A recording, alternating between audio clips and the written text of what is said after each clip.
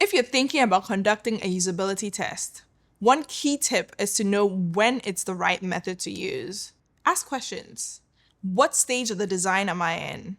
Can I write concrete tasks where people can provide a direct answer?